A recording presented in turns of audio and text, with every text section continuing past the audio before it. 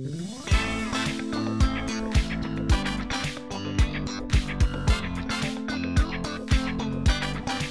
ini dipersembahkan oleh Susu Raci Batam, minuman terbaik sepanjang masa. Ya tentu siapapun pasangan yang kemudian mendapatkan sebuah kabar tentang anaknya yang diharuskan seperti itu, habislah mungkin hatinya ya. Saat itu pun saya juga begitu. Setelah dinyatakan oleh dokter bahwa anak saya nanti harus transfusi darah seumur hidup. Tidak hanya bulan ini, tidak hanya bulan depan atau bulan depannya lagi, tapi sepanjang hidupnya. Selama dia membutuhkan yang namanya darah, maka disitulah dia itu nanti harus transfusi darah. Ya, sebagai orang tua tentunya sangat sedih ya, hancur lah, tentunya hancur hatinya ketika kami memimpikan anak-anak kami bisa hidup normal, bisa bermain bebas, bisa pergi kemanapun sesuka hatinya misalnya, tanpa ada larangan ini dan larangan itu, beraktivitas juga sesukanya. Tapi melalui sebuah diagnosa yang jatuh di anak saya seperti itu, maka kami harus benar-benar mempertimbangkan kembali apa-apa yang diinginkan, apa-apa yang kami inginkan dan disukai maupun nggak disukai oleh anak saya. Dan saya harus menyesuaikan untuk apa tentunya biar anak saya pun tetap terjaga tentunya. Karena yang kami tahu dari penjelasan dokter, manakala si anak-anak ini nanti kondisinya drop, HB-nya sudah mulai turun, imunnya pun juga akan turun.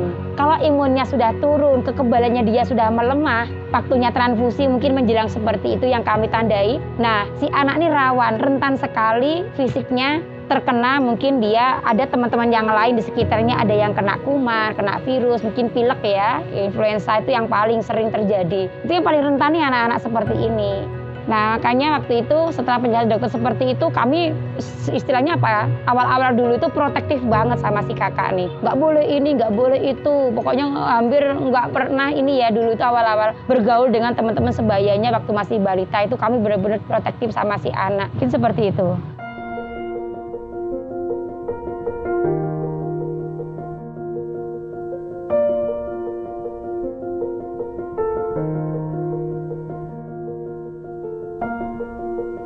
Assalamualaikum warahmatullahi wabarakatuh.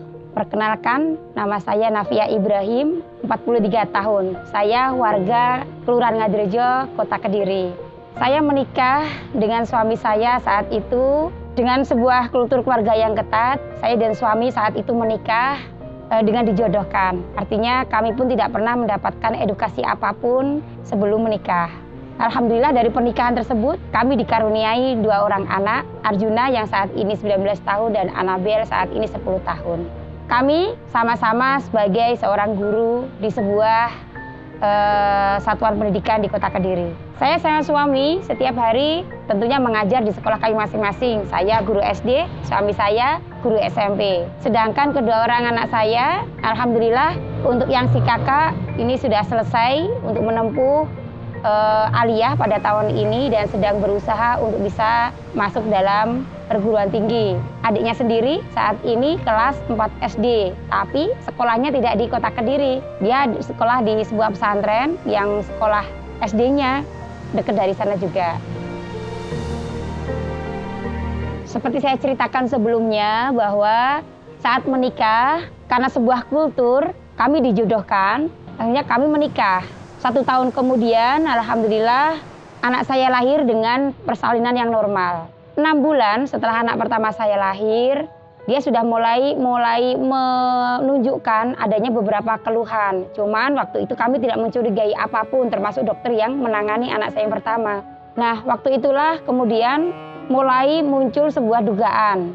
Indikasi yang pertama yang dicurigai oleh dokter, setelah melalui screening, melalui lab begitu DL, diketahui bahwa DL-nya itu HB-nya itu cukup rendah. Sedangkan hasil-hasil yang lainnya cukup bagus. Karena waktu awal diduga si kakak nih kena DB. Ternyata trombositnya juga bagus, leukositnya juga normal, semuanya juga bagus. Cuman diketahui bahwa HB-nya itu rendah sekali. Kalau nggak salah waktu itu nilainya 4. Sedangkan nilai rujukan untuk anak-anak itu kan 10-11. Sedangkan HB di bawah 8 saja sudah warning, begitu. Jadi sudah perlu dicurigai, entah nih ada apa, begitu. Tapi kan waktu itu dokter tidak langsung menjelaskan ini ada apa nih si anak. Yang dilakukan oleh dokter saat itu adalah memberikan tambahan darah untuk meningkatkan kadar hemoglobinnya. Dan alhamdulillah waktu itu si kakak nih yang saat itu usia 6 bulan dengan keluhan yang seperti itu akhirnya ditambahkanlah dengan teknisnya itu dispet langsung. Jadi ditambahkan langsung begitu, tidak melalui infus. Kemudian ya alhamdulillah setelah ditransfusi pertama kali dia sudah menunjukkan indikasinya sudah bagus, ya sudah pulang. Namun pada bulan-bulan berikutnya berturut-turut itu selalu keluhan itu muncul kembali. Bulan kedua, bulan ketiga, sehingga bulan keempat inilah dokter merujuk kami untuk melakukan yang namanya screening begitu. Belum dikenal namanya screening thalassemia waktu itu. Jadi pemeriksaan lanjutan di lab yang ada di Surabaya. Karena memang waktu itu mungkin menurut dokter di Kediri mungkin belum terpenuhi beberapa kebutuhan atau paket screening yang diperlukan yang dimaksud dokter tadi. Sehingga kami dirujuk ke Surabaya waktu itu. Nah, inilah perjalanan awal kami. Nah, di situ kami sudah mulai perjalanan di Surabaya. Kami diminta untuk pengecekan DLC adik, kemudian diambil DNA-nya juga. Orang tua ternyata juga diminta untuk pengambilan sampel. Jadi sehingga ada satu paket keluarga begitu. Si anak ini juga diperiksa, orang tuanya diperiksa. Ini ada apa nih belum tahu sama sekali. Cuman karena suami ini backgroundnya kan juga dari biologi ya. Jadi sudah ada dugaan-dugaan tertentu. Tapi beliau sendiri juga tidak pernah menyampaikan ke saya ada apa nih dengan si kakak nih.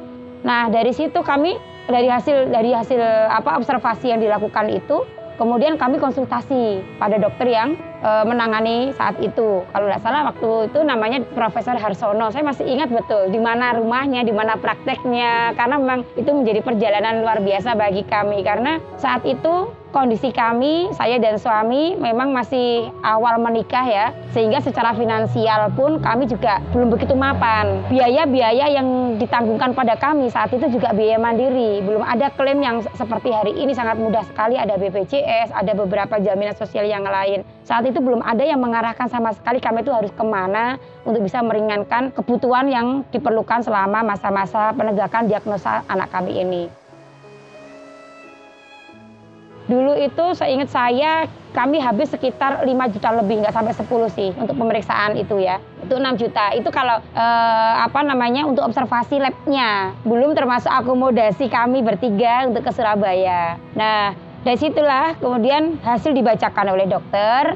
Dan dokter menyatakan bahwa si adik ini ada kelainan darah. Nah, kami kan langsung punya pikiran yang macam-macam sebagai orang awam, khususnya saya. Mungkin kalau suami sudah sedikit banyak mengetahui tentang apa itu kelainan darah, jenis-jenisnya dan yang lainnya. Tapi kalau saya kan bukan orang yang eksak ya yang mengetahui hal seperti itu. Saya orang awam betul.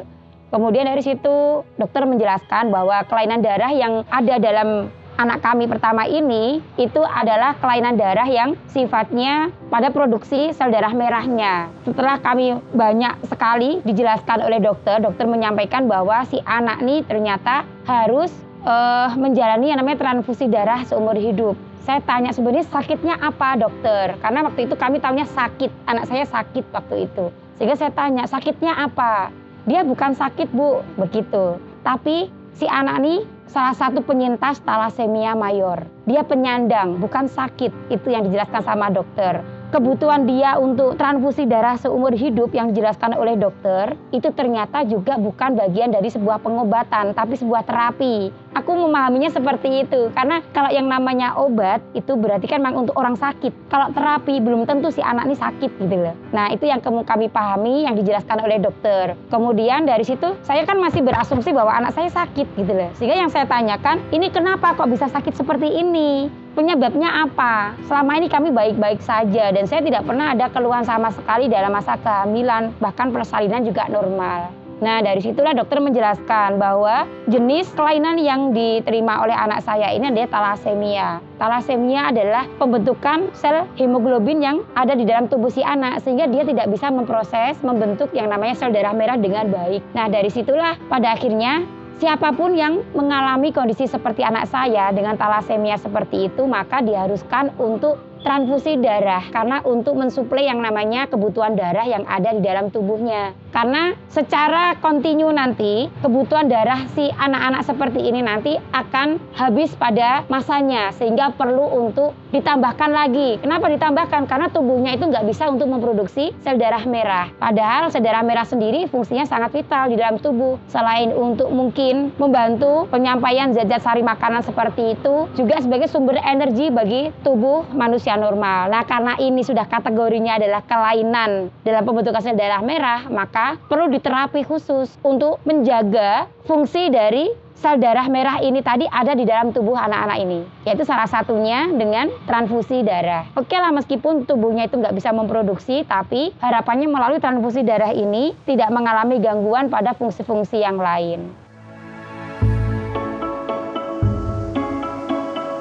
Setelah dokter menjelaskan bahwa si kakak nih ternyata memang harus transfusi darah seumur hidup dan kami sudah mencoba mencari tahu kenapa kok bisa seperti itu. Dokter menjelaskan ini karena si kakak nih sebuah hasil dari pertemuan gen pembawa sifat. Dan ternyata dari hasil yang dibaca dokter itu, hasil pemeriksaan darah dari saya dan suami itu sama-sama penyintas talasemia. Kami kategorinya penyintas talasemia minor, carrier, pembawa sifat. Di mana kalau ada dua sifat ini bertemu, maka anaknya nanti talasemianya mayor. Seperti yang terjadi pada anak pertama saya ini. Nah, ya tentu siapapun pasangan yang kemudian mendapatkan sebuah kabar tentang anaknya yang diharuskan seperti itu, habislah mungkin hatinya ya. Saat itu pun saya juga begitu. Setelah dinyatakan oleh dokter bahwa anak saya nanti harus transfusi darah seumur hidup. Tidak hanya bulan ini, tidak hanya bulan depan atau bulan depannya lagi, tapi sepanjang hidupnya. Selama dia membutuhkan yang namanya darah, maka disitulah dia itu nanti harus transfusi darah.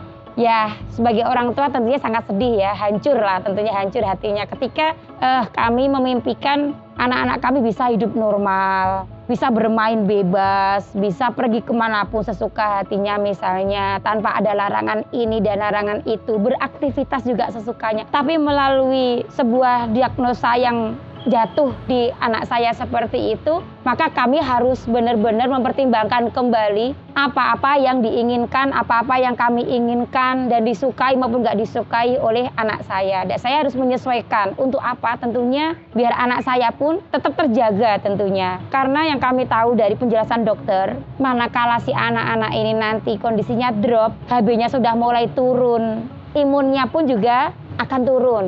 Kalau imunnya sudah turun, kekebalannya dia sudah melemah, waktunya transfusi mungkin menjelang seperti itu yang kami tandai. Nah, si anak ini rawan, rentan sekali fisiknya terkena, mungkin dia ada teman-teman yang lain di sekitarnya, ada yang kena kuman, kena virus, mungkin pilek ya, influenza itu yang paling sering terjadi. Itu yang paling rentan nih anak-anak seperti ini. Nah, makanya waktu itu setelah penjelasan dokter seperti itu, kami istilahnya apa, awal-awal dulu itu protektif banget sama si kakak nih. Nggak boleh ini, nggak boleh itu. Pokoknya hampir nggak pernah ini ya, dulu itu awal-awal bergaul dengan teman-teman sebayanya waktu masih balita itu kami benar-benar protektif sama si anak. Mungkin seperti itu.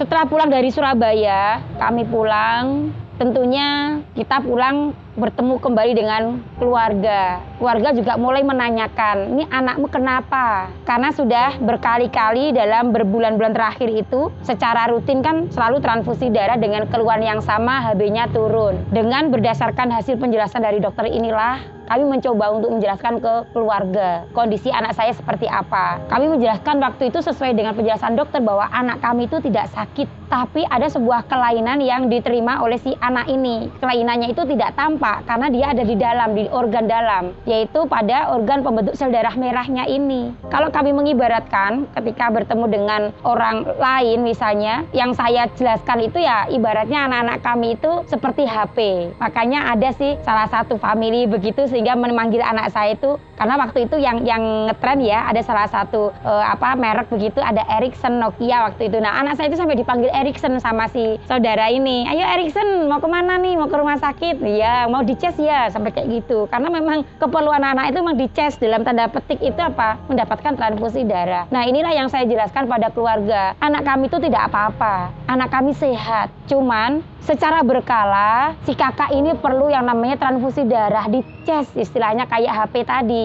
Kenapa dicas? Ya biar dia punya energi, biar dia itu punya kekebalan kembali untuk melanjutkan kehidupannya seperti anak-anak normal yang lainnya. Kemudian ya sering ada pertanyaan yang kemudian masuk, emangnya kalau nggak dicas bagaimana? Ya saya kembalikan kayak analogi HP tadi. Kalau HP itu ada yang HP itu bagus, tapi kalau memang dia kondisinya baterainya habis kan bukan rusak, dia tidak rusak, jadi tidak perlu dibawa ke tukang servis, tapi butuhnya apa? Dicas. Anak-anak seperti ini juga begitu ternyata, termasuk anak saya. Saya bertemu dengan beberapa pasien yang lain juga begitu. Artinya dari keluarga manapun penyandang talasemia itu, dia itu nggak sakit, nggak perlu diobati. Karena seperti yang penjelasan dokter tadi, ketika saya tanya obatnya apa, ini bukan masalah sakit, jadi nggak ada obatnya. Dia adalah kelainan darah.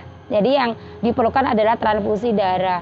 Ya waktu itu setelah saya menjelaskan ke keluarga bahwa si kakak nih nggak perlu diobatin, tapi perlunya adalah ditransfusi darah. Ya tentunya keluarga juga sempat down semua waktu itu. Kok ada nih di keluarga seperti ini? Bahkan di beberapa keluarga yang lain, alhamdulillah kalau keluarga kami cukup menerima dengan kondisi yang seperti ini. Dan kami memahami inilah sebuah takdir yang memang melekat pada anak kami, yang dilekat pada anak kami, yang dititipkan pada saya sama suami. Di beberapa keluarga yang lain yang saya temui, itu bahkan sudah punya asumsi yang lain, bahwa talasemianya ini adalah sebuah aib. Mungkin ranahnya sudah ke arah kelenian begitu ya, diguna-guna seperti ini dan seterusnya. Jadi mereka menempuh jalur-jalur alternatif yang lain. Saya yakin kondisi-kondisi seperti ini juga dialami oleh sebagian besar keluarga yang memiliki anak dengan talasemia mayor. Pasti mereka punya anggapan yang lain. Artinya ikhtiar pun tidak hanya ikhtiar medis, ikhtiar dohir, ikhtiar non medis yang lain tentunya banyak ditempuh. Dan itu pernah juga saya alami pada tahun-tahun awal anak saya. Karena masih belum bisa menerima dalam waktu 1 tahun berjalan itu, saya sebagai pasangan normal, saya sebagai seorang ibu yang normal juga, yang tentunya masih pengen sekali, waktu itu masih punya mimpi banyak sekali tentang anak-anak saya, bagaimana ke depan dan seterusnya. Kemudian dengan sebuah diagnosa yang seperti itu kan seolah-olah saya itu hancur gitu loh. Wah, saya berarti punya keturunan yang seperti ini gitu. Artinya saya membayangkan, wah hancur sudah masa depan. Wah, udah pikiran-pikirannya udah negatif duluan. Terus saya nanti bagaimana? Nih, saya sering menyalahkan, istilahnya protes ya, protes sama Gusti Allah lah istilahnya. Saya kok dikasih seperti ini? Itu sering muncul, sering. Apalagi kalau sudah mendengarkan banyak ini ya, masukan dari tetangga, sahabat, kanan kiri. Belum lagi kita itu terdoktrin bahwa wah ini yang salah nih orang tuanya, punya aib, punya ini. Itu semakin apa istilahnya membebani kami, pikiran-pikiran kami seperti itu akhirnya semakin terganggu sekali. Saya sama suami jujur itu pun juga sering istilahnya bertengkar dengan hal yang sepele. Si anak ini juga begitu menjadi apa sasaran kami untuk bisa memberikan pembimbingan secara maksimal. Nah, namun pada akhirnya melalui sebuah kekuatan yang namanya doa yang kami yakini waktu itu sebagai sugesti besar bagi kami, saya sama suami. Kemudian alhamdulillah melalui sebuah proses panjang itulah kami mulai bisa meyakini bahwa melalui anak kami inilah kami sudah harus mulai belajar lebih sabar lagi, lebih ikhlas lagi. Pada tahun-tahun berikutnya, masuk tahun kedua, kami sudah mulai menata kembali, menerima bahwa kondisi anak kami itu seperti itu. Yang saya rasakan waktu itu setelah mulai istilahnya orang Jawa itu apa ya, sumeleh begitu. Bahwa kami harus rutinan mengantar si anak nih ke rumah sakit, kami harus meninggalkan tempat kerja kami harus pamit dengan banyak orang dengan berbagai urusannya untuk sekedar mengantar anak kami ke rumah sakit. Dan semua juga sudah bisa menerima kondisi kami bahwa kami itu meninggalkan kerja itu tidak karena bolos, tidak karena semaunya sendiri, tapi memang ada kebutuhan mendampingi anak-anak kami.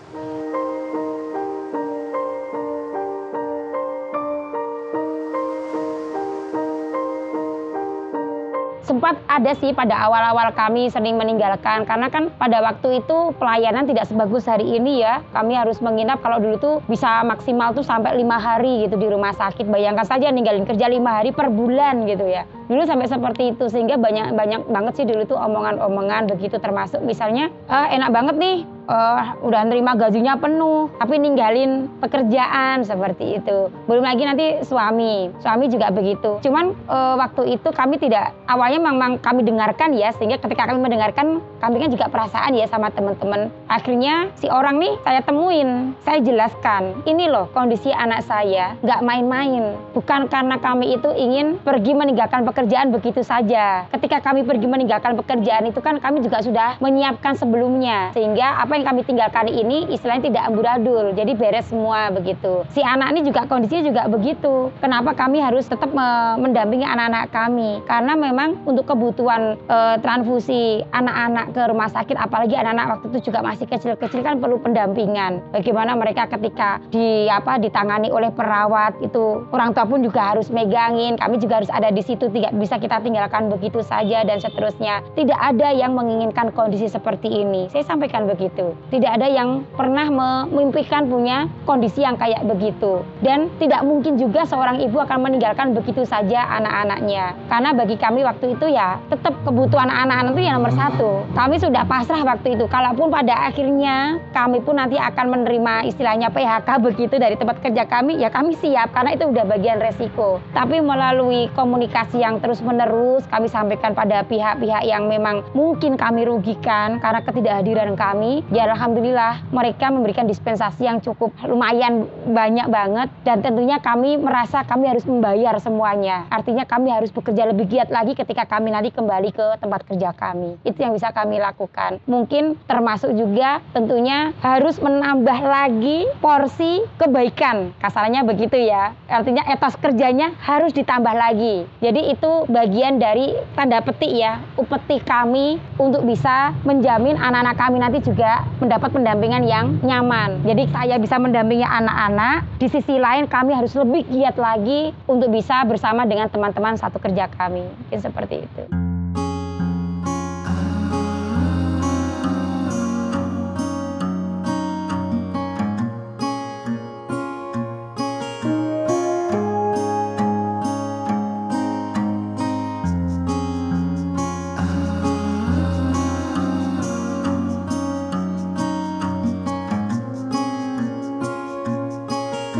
Ya pasti ya, saya kira saya tidak hanya orang tua satu-satunya ketika anak-anak kami itu sudah mulai beranjak dewasa. Bahkan anak-anak itu sekarang hari ini kritis ya, termasuk si kakak nih. Kakak itu dulu waktu masih TK itu kritis sekali. Dia tanya, karena sekolah pun, karena waktu itu si kakak ini sekolahnya kan full day ya. Jadi dia sampai sore, sehingga kalau sekolah itu ya saya bawain dosis obatnya itu yang harus diminum di siang hari. Saya udah pesan ke gurunya. Nah disitulah dia tanya tuh, Umi kenapa Arjun kok mau bawa obat kalau ke sekolah? Waktu jam makan siang kenapa temenku tidak minum obat, aku minum obat? Dia tanya begitu. Di lain waktu lagi dia tanya, Umi kenapa nih aku harus bolos sekolah, harus pergi ke rumah sakit disuntik? Sedangkan ketika dia bercerita dengan teman-temannya tidak pernah melakukan aktivitas seperti itu. Waktu itu memang saya bingung dalam artian bagaimana bisa menjelaskan dengan kata-kata yang tepat untuk anak-anak kecil seperti itu. Akhirnya yang bisa saya sampaikan ke kakak ini waktu awal yaitu tadi, karena Allah sayang sama kakak. Kakak itu terpilih ini. Tidak semua teman-temanmu mempunyai kondisi yang kayak kakak disayang sama banyak orang. Lihat saja darah yang kamu terima. Saya bilang begitu waktu itu. Itu dari kebaikan banyak orang yang datang untuk kakak.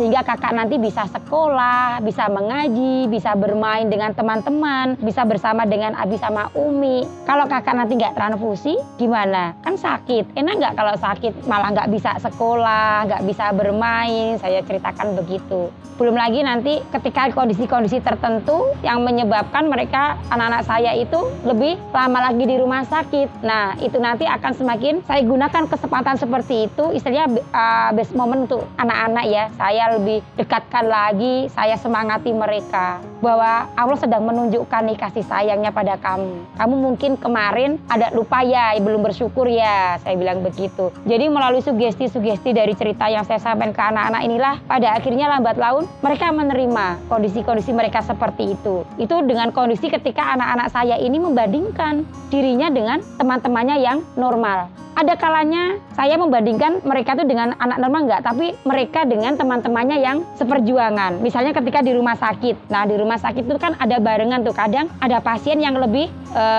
mohon maaf mungkin lebih buruk begitu kondisinya. Nah, disitulah aku nyampaikan ke anak saya, lihat itu loh, kalau kamu nggak transfusi rutin nanti seperti temanmu yang itu. Kalau nanti obatnya nggak diminum rutin nanti seperti itu loh, nanti bisa limpahnya lebih bengkak lagi. Kalau transfusinya nggak rutin nanti kamu nggak bisa gede, nggak bisa dewasa, karena kalau transfusinya nggak rutin maka tumbuh kembangmu nanti akan terhambat. Saya bilang begitu, terhambat itu seperti apa ya, saya jelaskan lagi lah. Akhirnya ada edukasi lebih awal yang disampaikan pada anak-anak seperti ini pada usia-usia dini. Dan ini kita nggak boleh lelah untuk menjelaskan terus ke anak-anak. Alhamdulillah pada usia-usia mereka yang seperti ini, anak saya sekarang kan 2, adiknya alhamdulillah juga talasemia mayor ternyata. Jadi waktu itu sempat 7 tahun ya, saya sudah trauma untuk menambah lagi. Tapi melalui browsing, melalui informasi yang sampai ke saya yakinkan, mantapkan, nambah lagi gitu 1. Tapi tentunya melalui konsultasi ketat dengan tim dokter yang ada, yang punya kapasitas di bidangnya. Akhirnya waktu itu kami dikawal oleh 5 dokter. Terus ditanya bagaimana nanti jika anaknya ternyata talasemia mayor. Ternyata kita memang sudah dipandu, diarahkan oleh dokter, ada sebuah skenario yang disiapkan. Kita melalui program amniosintesis waktu itu. Tapi intinya dari program yang saya ikuti waktu itu ternyata si adik ini talasemia mayor juga, meskipun diagnosa awalnya talasemia minor seperti saya. Tapi ternyata ketika lahir, kemudian 1 bulan, dia seperti kakaknya waktu awal-awal, HB-nya kok rendah sekali. Ya rendah sekali karena HB awal waktu dia lahir kan memang masih terpengaruh ibunya ya. Jadi HB-nya bagus, dia HB-nya tuh kalau nggak salah 14 waktu itu. Tapi bulan berikutnya ketika si adik ini ikut sama kakak ke Surabaya untuk transfusi rutin, biasanya si dokter ini tanya gimana kabar adiknya. Terus saya tunjukkan, terus adiknya minta di-DL, sama dokter diminta di-DL-in. Setelah di-DL ternyata HB-nya 9. Ya saya sempat shock juga waktu, tapi ya sudah sih setengah siap juga sih dengan apapun hasilnya kondisi si adik. Tapi memang waktu itu adik sih baik-baik saja sih menurut saya. Cuman kita kan nggak bisa menipu kalau sudah urusan laborat.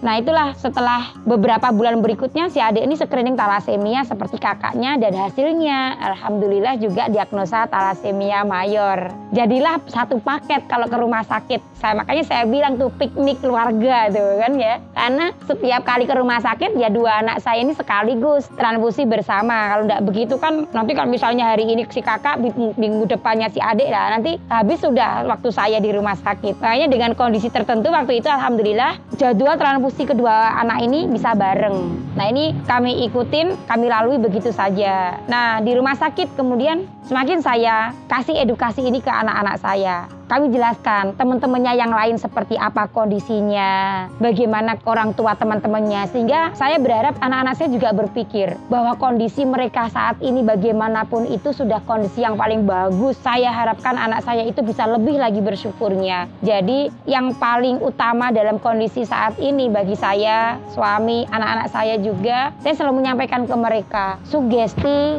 bahwa kita itu ikhlas, kita sabar, itu sudah menjadi terapi tersendiri. Jadi jangan sampai mengeluh, karena ketika nanti kita mengeluh, pikiran kita sudah berat dengan keluhan-keluhan yang kita miliki, itu sudah akan mempengaruhi pikiran kita, hati kita. Kita sudah mulai menuntut ini, menuntut itu, tidak hanya tentang kondisi anak-anak, kondisi pasangan kita, kondisi perekonomian di keluarga masing-masing, itu pasti akan membebani keluarga siapapun yang punya talasemia mayor seperti itu. Maka kami sendiri, saya sama suami khususnya, terus belajar apa itu arti ikhlas, apa itu arti sabar dari anak-anak kami ini sendiri. Alhamdulillah anak-anak kami hari ini pun juga sudah cukup menerima. Meskipun masih sering sekali mereka bertanya, kenapa harus saya yang ditransfusi? Kenapa harus saya yang pergi ke rumah sakit? Termasuk si adik nih, adik kan sekarang di pondok. Sedangkan di pondok peraturannya pulang tuh ya harus 1 semester sekali, akhir semester begitu dijemput. Tapi karena kondisi dan saya sudah menyampaikan pada pengasuh,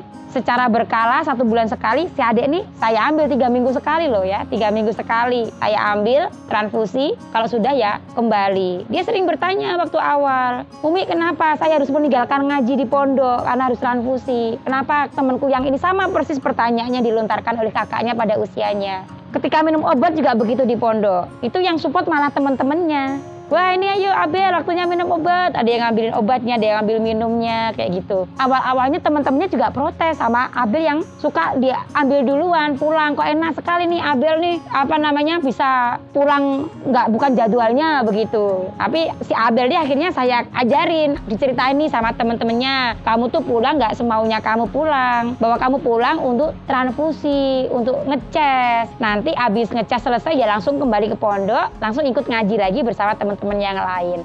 Lambat laun teman-temannya juga sudah bisa menerima dan tidak ada yang mengiri lagi. Karena mereka sering iri, cerita tuh sama orang tua santri yang lain bahwa si Abel ini sering pulang di luar jadwal. Tapi setelah dijelaskan mereka nggak ngiri lagi, bahkan mereka support sama Abel ini. Kalau nggak minum obat tuh Abel yang kena, ya Abel belum minum obat begitu. Jadi kena.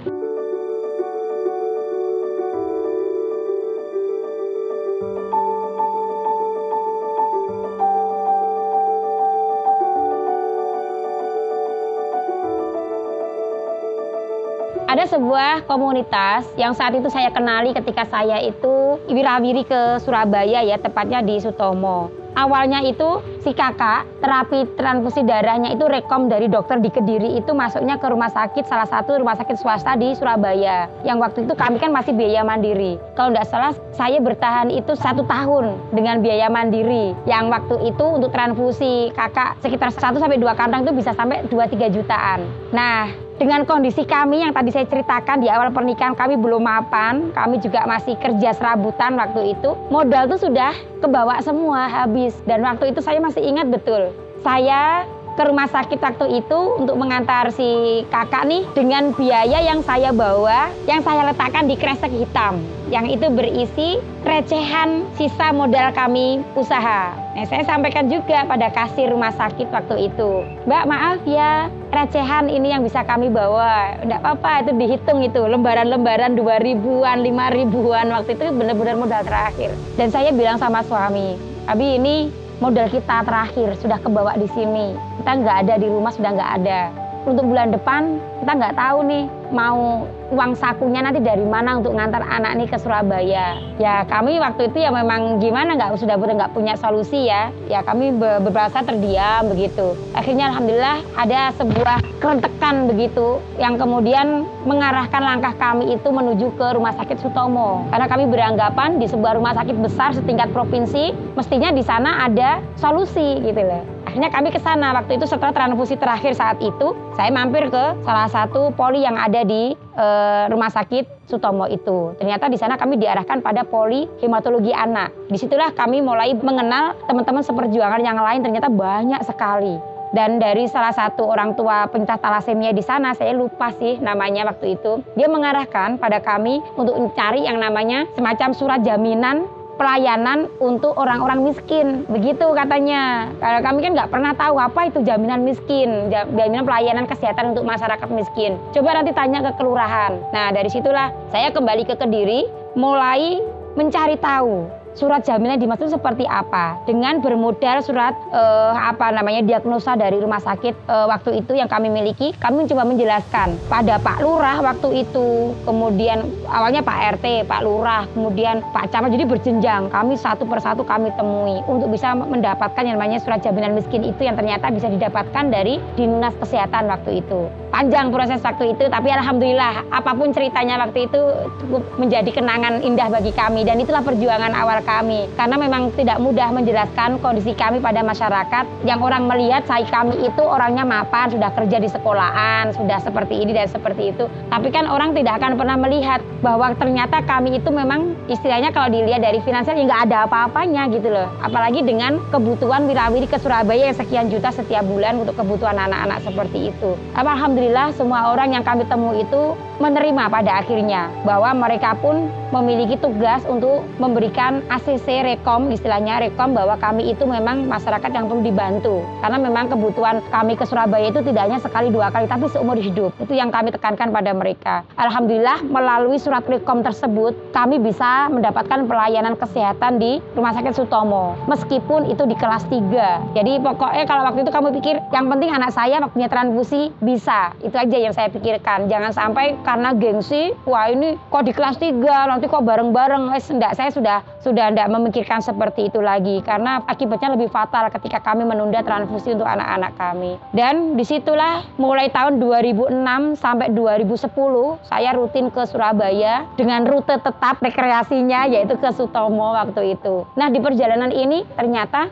saya tidak sekali dua kali bertemu dengan pasien talasemia dari Kediri. Saya tanya, Kedirinya mana? Di sini Bu, di kabupaten, di kota. Setelah saya data-data, itu ada 5 lebih pasien yang ke Surabaya. Tapi saya belum tergerak untuk kemudian mengumpulkan nih di Kediri seperti apa. Di sekitar tahun 2000 berapa ya, 2007, pokoknya sebelum 2010 itu saya sudah tergabung dengan komunitas talasemia di Surabaya. Itu namanya Perhimpunan Orang Tua Penyandang Talasemia Indonesia, cabang Surabaya waktu itu. Dari situlah saya mulai belajar bagaimana mengelola sebuah organisasi, sebuah komunitas dengan berbasis sosial seperti itu. Yang paling utama dari komunitas ini, targetnya itu adalah, program kerjanya adalah bagaimana anak-anak ketika transfusi ini mendapat jaminan kenyamanan, keamanan, dan pelayanan yang bagus, termasuk nanti selain transfusi darahnya, ruangannya, farmasinya. Itu yang paling utama. Tidak ada target-target yang lain waktu itu. Pengelolaan organisasi dengan pasien se-Jawa Timur yang masuk ke Sutomo itu kan juga lumayan banyak. Nah, karena saya di situ juga tentunya mengelola data di Sutomo untuk data talasemia, akhirnya saya jadi tahu, loh, ini loh pasien yang ketemu saya kemarin dari Kediri. Nah, ini akhirnya saya pitetin. Saya ambil data-datanya, ini saya cari tahu lebih lanjut, ini orang-orangnya itu dari Kedirinya yang bagian mana, keluhannya apa saja, talasemianya sudah kategori yang mana, ini saya cek. Kemudian baru di tahun 2012 saya mulai tergerak lah istilahnya. Karena saya melihat kok semakin banyak nih pasien yang Kediri ke Surabaya. Di 2012 itu saya mulai bergerilya istilahnya, dari rumah sakit ke rumah sakit yang ada di wilayah Kediri di Karasidenan. Tidak hanya kota, kabupaten, kadang juga saya ke Blitar juga. Karena memang pernah satu kereta dengan pasien Blitar sama Trenggalek itu juga pernah. Akhirnya kan saya ya mungkin judulnya silaturahim begitu ya, tapi akhirnya dari situ kan kita kemudian berkembang. Nah, di 2013 waktu itu pada momentum bulan Syawal, saya memanfaatkan itu untuk mengundang pasien-pasien yang ada di Karasidenan Kediri yang sudah masuk di data saya dengan sebuah pesan, ayo getok tular. Siapa yang kenal dengan pasien yang sama dengan anak-anak kita, diajak saja nanti datang gitu. Kita halal bihalal, kita silaturahim. Nah, disitulah kemudian kita berkumpul nih di rumah saya waktu itu. Ada Pak Dokter yang hadir waktu itu, Dokter Suryatmono dari kabupaten. Dari situ kita saling sharing, kita bercerita tentang anak-anak kami, kita saling berkenalan. Yang ternyata para orang tua ini sering bertemu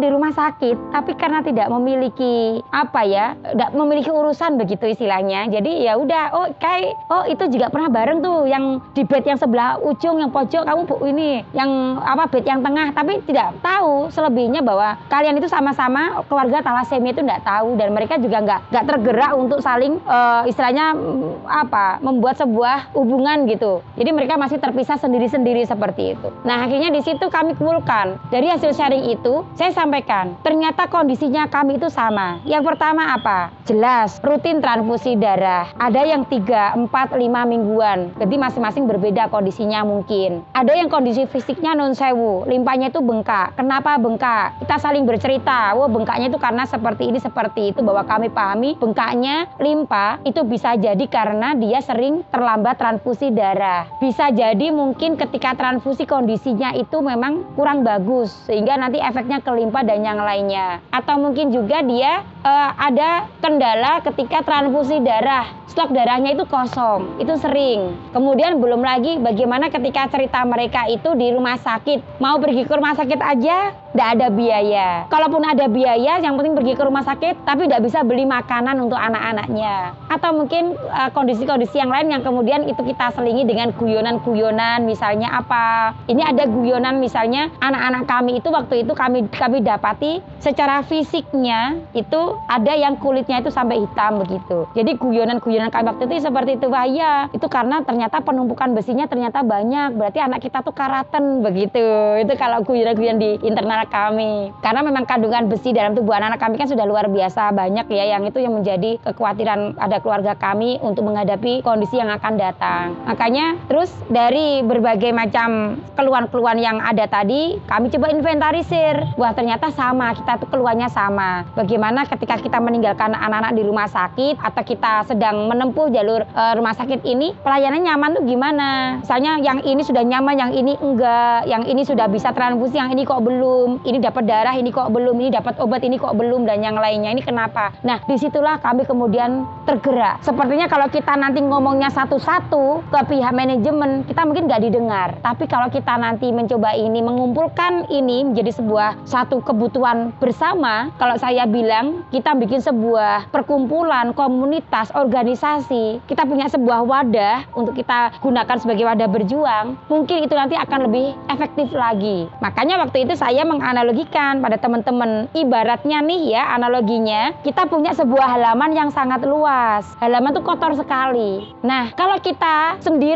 ini sendiri sebagai lidi untuk membersihkan itu, lidinya hanya satu. Untuk membersihkan halaman luas itu kan nggak mungkin. Kalaupun nanti kita bersihkan kan waktunya juga lama. Belum lagi nanti kalau lidinya patah. Saya analogikan waktu itu seperti itu ke teman-teman. Coba kalau kita kumpulkan nih kekuatan-kekuatan lidi yang kita miliki, kita ikat yang rapet waktu itu, sehingga menjadi sapu lidi, kita bersihkan itu. Pasti nanti akan lebih cepat membersihkan halaman seluas itu kotornya, nanti bisa segera kita bersihkan. Dan lagi, kalaupun nanti pada ikatan lidi kita ada yang patah, yang lain saling menguatkan. Nah, melalui analogi seperti ini ternyata cukup bisa diterima oleh teman-teman keluarga talasemia, dan kita akhirnya sepakat, kita komit, kita perlu sebuah wadah untuk perjuangan ini, untuk menampung ini, untuk menindaklanjuti segala keluhan-keluhan yang ada sehingga pelayanannya nanti bisa ditingkatkan dengan lebih baik. Akhirnya kita pengajuan ke pusat, karena di pusat ternyata ada komunitasnya itu melalui edukasi yang saya terima di Surabaya waktu itu, bahwa untuk menyampaikan membentuk sebuah komunitas talasemia di daerah itu minimal ada 10 pasien dulu. Nah, ini kan sudah ada 20-an waktu itu, 25 kalau nggak salah. Saya bikinkan surat, kirimkan ke Jakarta melalui proses panjang dialog melalui telepon waktu itu. Kami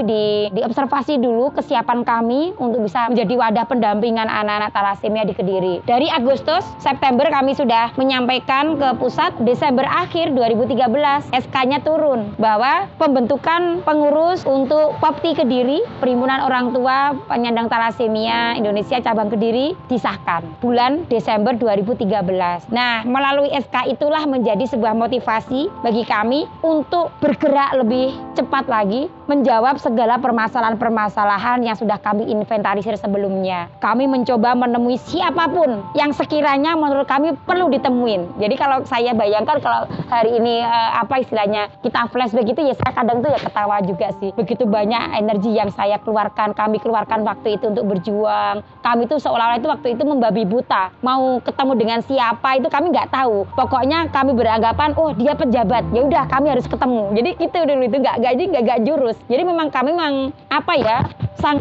saking semangatnya kami ingin segera mewujudkan bahwa keluhan-keluhan yang dihadapi oleh keluarga kami ini sebenarnya ada solusinya, tapi kenapa kok nggak segera ditindaklanjutin begitu. Dan semakin tahun ternyata juga semakin banyak pasiennya. Dan terus akan seperti bagaimana lagi kalau kami nggak segera memperbaiki pelayanan yang ada. Jadi yang kami bisa lakukan yaitu tadi, kita bertemu orang ini, orang itu, kesana kesini, termasuk ke rumah sakit. Kami akhirnya tahu bahwa komunikasi dengan pihak manajemen, komunikasi dengan pihak ruangan, pihak farmasi, bank darah itu harus secara masif, kontinu itu kami lakukan. Dan yang dibahas pun juga harus tentunya relevan dengan tupoksi mereka masing-masing. Manakala kami nanti bertemu dengan pihak dinas kesehatan, tentunya sebagai support utama di pemerintahan daerah, tentunya yang menaungi bidang kesehatan tentunya ke dinas kesehatan. Nanti kebijakan umum itu juga kami sampaikan melalui audiensi yang kami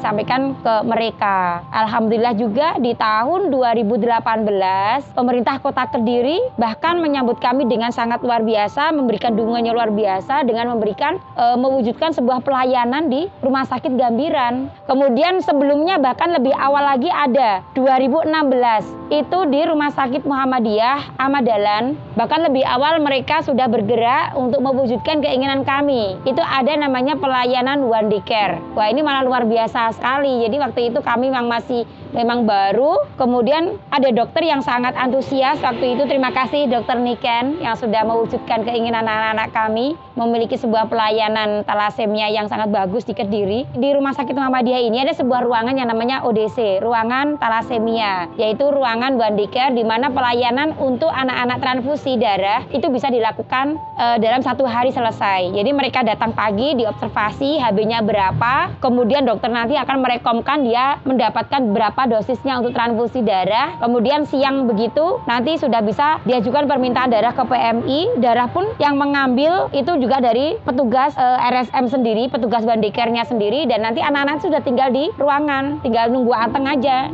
menunggu datang darah ditransfusi, malam bisa pulang. Itu enak kalau di RSM seperti itu. Cuman ya itu karena memang sudah masih terbatas ya ruangan-ruangan yang ada dan pasiennya sangat banyak di Kediri. Hari ini ada sekitar 56 pasien talasemia. 52 diantaranya itu talasemia mayor. Yang lain yang sekitar 5 pasien ini talasemia intermedia. Jadi mereka jarang transfusi. Nah ini kalau di Kota Kediri ada 2 titik pelayanan talasemia. Itu ada di Rumah Sakit Ahmad Dahlan, Rumah Sakit Muhammadiyah Ahmad Dahlan. Kemudian di situ ada sekitar 13 pasien. Kemudian ada di Rumah Sakit Daerah Gambiran. Itu ada sekitar 30 berapa ya, 35 lebih. Ini barusan ada pasien baru juga. Yang masing-masing ini di 2 titik ini fasilitasnya terbatas ya. Jadi satu ruangan itu mereka dalam sekali kunjungan pasien begitu hanya bisa menangani 4 pasien saja, baik di Gambiran maupun di Ahmad Dahlan. Sehingga kami dari pengurus POPTI berkolaborasi dengan petugas ruangan yang ada, kita menata nih jadwal transfusi anak-anak yang sekitar 50-an pasien ini tadi, sehingga tidak berbenturan. Kan kasihan nih, ada pasien yang rumahnya jauh dari rumah sakit, udah datang ke rumah sakit ternyata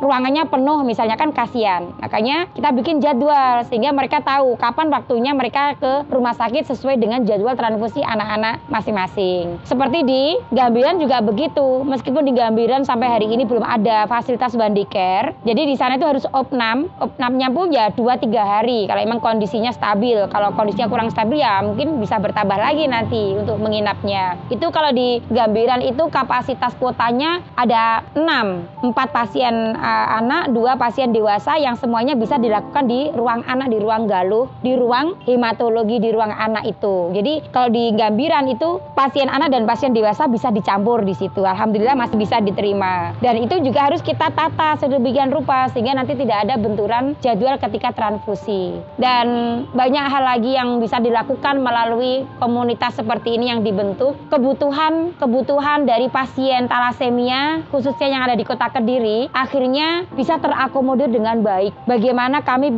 mencoba untuk terus membangun komunikasi, pengurus POPTI ini membangun komunikasi dengan stakeholder yang ada, baik di rumah sakit, petugas BPJS, PMI, maupun pemerintah kota sendiri, atau bahkan relawan talasemia yang ada di Kediri dan sekitarnya, untuk bisa mensupport perjuangan adik-adik ini. Jadi adik-adik ini saya bilang ke mereka, kalian nggak sendiri, jangan takut. Kalian juga, kalau waktu di rumah sakit ya harus kerasan, harus nyaman begitu. Nah, yang membuat mereka nyaman dan kerasan siapa? Ya ini, stakeholdernya tadi kami minta betul untuk bisa mewujudkan tempat-tempat di mana anak-anak ini tadi berada itu nyaman bagi mereka untuk berdiam di situ. Sehingga mereka istilahnya kalau orang Jawa itu nggak geriseni ya, itu nggak keburu pulang aja. Padahal kan terapinya belum selesai, pengennya pulang aja. Jadi tahapan transfusinya benar-benar tuntas baru pulang. Kadang dulu juga soalnya ada yang masih sampai hari ini pun yang masih trauma juga ada untuk pergi ke rumah sakit. Nah ini harapan saya untuk tahun-tahun berikutnya tidak ada lagi anak-anak yang takut, anak-anak talasemia yang takut pergi ke rumah sakit. Gak ada lagi anak-anak yang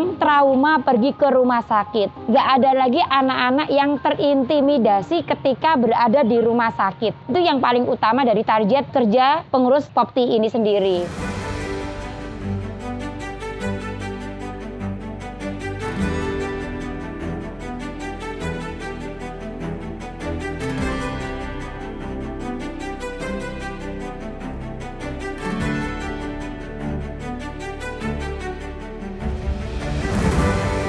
Melalui komunitas kami ini, Perhimpunan Orang Tua Penyandang Talasemia Indonesia Cabang Kediri, kami memiliki berbagai macam program kerja yang bisa dilakukan oleh kita semuanya. Karena program kerja kami itu ada program kerja internal dan program kerja yang bersifatnya eksternal. Pengurus tidak menutup kemungkinan terlibatnya masyarakat luas untuk bisa bergabung dengan komunitas kami untuk bisa memberikan dukungan perjuangan adik-adik talasemia Kediri. Nah, untuk program internal tentunya ini berkaitan dengan pendampingan anak-anak untuk transfusi darah rutin di rumah sakit biar mereka nggak bosan, mereka nggak takut, mereka nyaman di rumah sakit. Maka di sini kami mengajak untuk pihak-pihak yang ada di stakeholdernya, di pihak-pihak jalur pelayanan talasemia untuk terus mendukung mewujudkan pelayanan yang baik untuk anak-anak kami. Selain itu, secara internal juga kami juga mengajak nih adik-adik talasemia ini secara berkala untuk refreshing, rekreasi begitu. Kita ajak mereka outbound, kita kasih mereka motivasi lebih lagi biar mereka semakin yakin, mereka semakin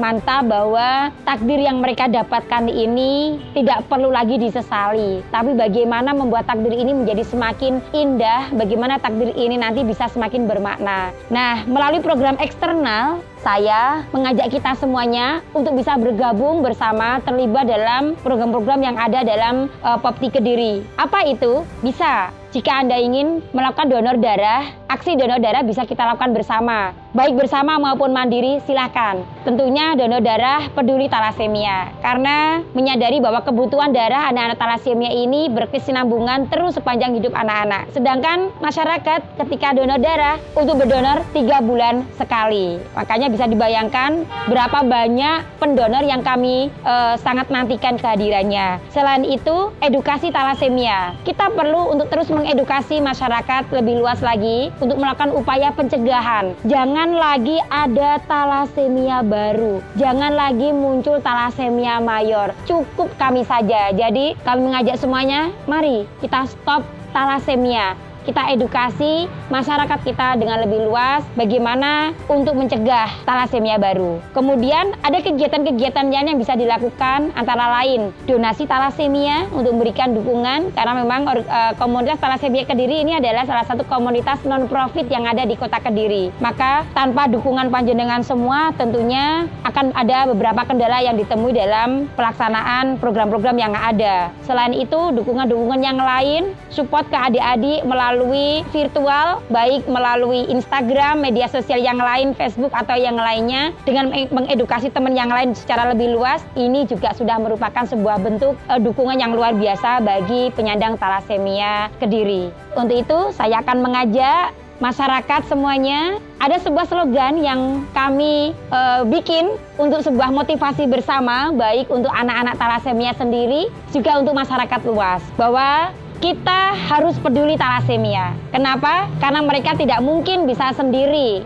karena akan menjadi semakin berat bagi mereka. Maka kita harus terus dukung mereka dengan mengatakan bahwa mereka tidak sendiri. Kita harus care dengan mereka. Yang kedua, kita bersama-sama memiliki tanggung jawab untuk terus mengedukasi masyarakat yang lain ketika kita sudah teredukasi, sudah tahu tentang penyebab talasemia, bahaya talasemia dan pencegahannya, maka masing-masing punya kewajiban untuk mengedukasi teman yang lain, masyarakat yang lain tentang talasemia. Yang ketiga, saya juga akan mengajak kita semuanya, ayo kita sebarkan cinta kita, kasih sayang kita pada penyandang talasemia sehingga mereka pun semakin memiliki kepercayaan dirinya melalui hidupnya yang begitu berat dan panjang ini dengan talasemianya. Maka saya akan lantangkan untuk anak-anak kami, Talasemia Kediri, aku anak hebat. Talasemia Kediri, we care, we share, we spread love, talasemia.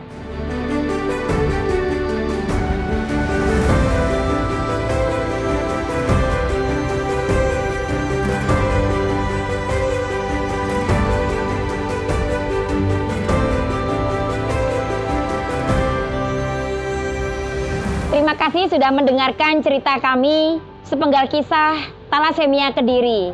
Jika ingin mendapatkan informasi lebih tentang Talasemia Kediri, silakan berkunjung pada Instagram kami Talasemia Kediri _Indonesia. Terima kasih pula kami sampaikan pada Mak Tam melalui YouTube-nya yang luar biasa sudah support tentang perjalanan kisah dari anak-anak kami dan sudah mendukung kegiatan-kegiatan yang kami lakukan. Di sini semakin memantapkan bahwa hai anak-anak Talasemia Kediri, Cah Talasemia Kediri, kalian tidak sendiri.